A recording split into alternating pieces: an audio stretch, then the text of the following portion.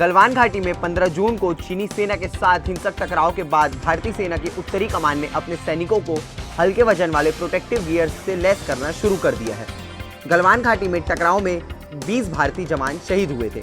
चीनी सैनिकों ने पूरी तैयारी से कटीले तार, जड़े डंडे, पत्थरों से हमला किया था। चीन की इस हरकत के बाद भारतीय सैनिकों ने भी मुंहतोड़ जवाब दिया। भारतीय सैनिकों के लिए एंटी रॉयट बॉडी प्रोटेक्टर्स के पैडेड पॉलीकार्बोनेट है। यह पहनने वाले को नुकीली वस्तुओं और पत्थरों के वार से सुरक्षा प्रदान करता है। फुल बॉडी प्रोटेक्टर्स के 500 सेट की पहली खेप को मुंबई स्थित सप्लायर से लेह ले जाया गया। वहां इन्हें एलएसी पर तैनात जवानों को उपलब्ध कराया जाएगा। प्रधानमंत्री नरेंद्र मोदी ने आज आत्मनिर्भर भारत अभियान के तहत निजी क्षेत्र के 41 कोल ब्लॉक्स की नीलामी की प्रक्रिया शुरू की। इस दौरान पीएम मोदी ने कहा कि भारत कोरोना से लड़ेगा भी और आगे भी बढ़ेगा। भारत इस बड़ी आपदा को अवसर में बदलेगा।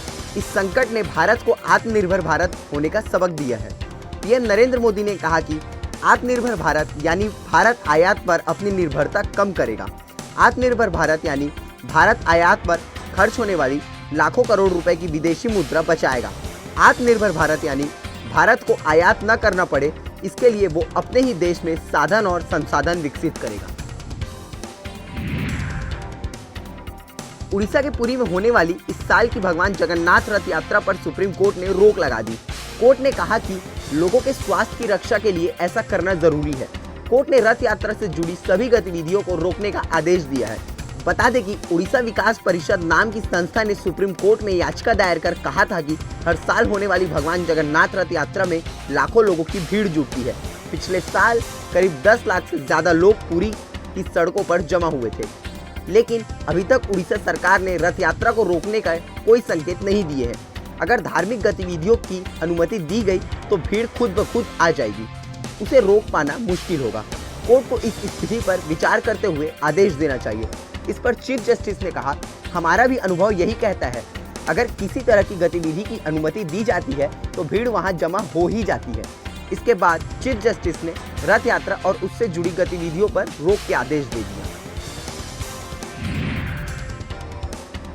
कांग्रेस के पूर्व अध्यक्ष राहुल गांधी ने लद्दाख की गलवान घाटी में चीनी सैनिकों के साथ हिंसक झड़प में 20 भारतीय जवानों के शहीद होने को लेकर गुरुवार को फिर से सरकार पर निशाना साधते हुए सवाल किया है कि हमारे सैनिकों को शहीद होने के लिए निहत्थे क्यों भेजा गया। उन्होंने एक पूर्व सैन्य अधिकारी के साक्षात्कार का उल्लेख करते हुए ट्वीट किया कि चीन की हिम्मत कैसे हुई उसने हमारे निहत्थे सैनिकों की हत्या करने की। हमारे सैनिकों को शहीद होने के लिए निहत्थे क्यों भेजा गया। बता दें कि कांग्रेस नेता ने बुधवार को भी इस मामले पर सवाल किया था। प्रधानमंत्री खामोश क्यों है, वह छिपे हुए क्यों है। अब बहुत हो चुका, हमें यह जानने की जरूरत है कि क्या हुआ है। उन्होंने कहा था कि हमारे सैनिकों की हत्या करने की चीन की हिम्मत कैसे हुई, हमारी भूमि पर कब्जा करने की उनकी हिम्मत कैसे हुई। छत्तीसगढ़ में पिछले कुछ दिनों से लगातार हो रहे हाथियों की मौत के मामले में अब वन विभाग एक्शन मोड में आ गया है। रायगढ़ के धर्मजयगढ़ क्षेत्र में 16 जून को करंट लगने से हुए हाथी की मौत का जिम्मेदार ठहराते हुए 3 बिजली विभाग के कर्मचारी और 2 ग्रामीणों को गिरफ्तार किया गया था। गुरुवार को फिर उसी क्षेत्र में आतंक मचा रखे गणेश हाथी की मौत ने विभाग की चिंता बढ़ा दी है।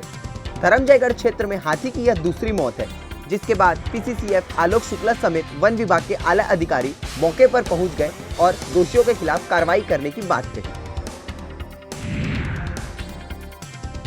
सीमा पर चीनी सेना के साथ हिंसक झड़प में शहीद जवान गणेश कुंजाम के परिजनों को छत्तीसगढ़ सरकार 30 लाख रुपए की आर्थिक सहायता के साथ परिवार के एक सदस्य को सरकारी नौकरी देगी। इस बात की घोषणा मुख्यमंत्री भूपेश बघेल ने शहीद को श्रद्धांजलि देते हुए कही। शहीद गणेश राम कुंजाम का पार्थिव देह करीबन शाम 4:45 बजे विशेष विमान से रायपुर पहुंचा।